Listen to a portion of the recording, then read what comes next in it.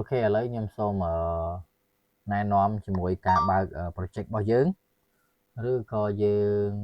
បើកនៅកម្មវិធីដែលយើងបានសរសេររួចជាមួយនឹងfolder របស់យើងមក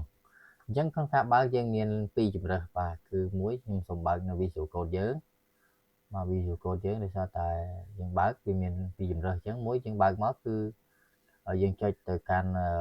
file ដែលយើងហើយនេះបាទហើយយើងទៅរក folder ដែលយើងបានរក្សាទុក file បាទទីថាខ្ញុំរក្សាទុកនៅក្នុង folder ខ្មែរ music របស់ខ្ញុំនេះគឺ2026អញ្ចឹងអានេះគឺខ្ញុំបើកមកគឺយើងរើសអាហ្នឹងនេះ open folder បាទ open folder បន្តមកយើងទៅរក folder របស់យើងឥឡូវមិញនេះគឺនៅខ្មែរ music នេះដោយសារតែខ្ញុំបើកមុននោះវាជាប់អញ្ចឹងខ្ញុំបើកទៅកាន់ folder ថ្មីអញ្ចឹងខ្ញុំរកពាក្យថាអូខេនេះ DSM Relic Video នេះចាស់ខ្ញុំ open វាមកបាទដើម្បីបើក file ខាងនេះអូខេ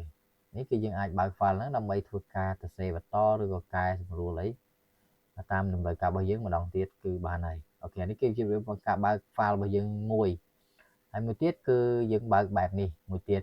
ចឹងបងប្អូនចូលទៅកាន់ folder ដែលបងប្អូនចង់បើកឥឡូវខ្ញុំបើកនៅកាន់កម្មវិធី folder នេះចាស់ឧទាហរណ៍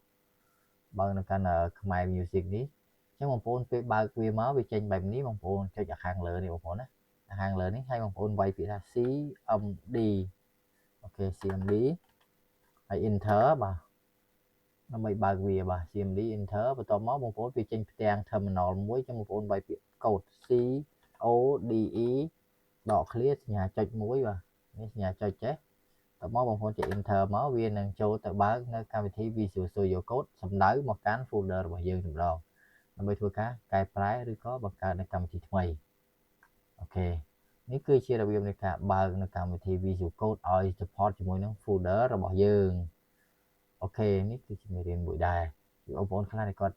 តែសេហើយគាត់បិទកុំព្យូទ័រចោលទេពេលគាត់ស្អីឡើងគាត់ចង់បើកភាសាទៀតគឺបើកអត់កើតទេអញ្ចឹងគឺបើកបែបនេះទៅគឺងាយស្រួលបាទយើងប្រើកូដណាមួយអញ្ចឹងណាបងប្អូនណាអរគុណច្រើន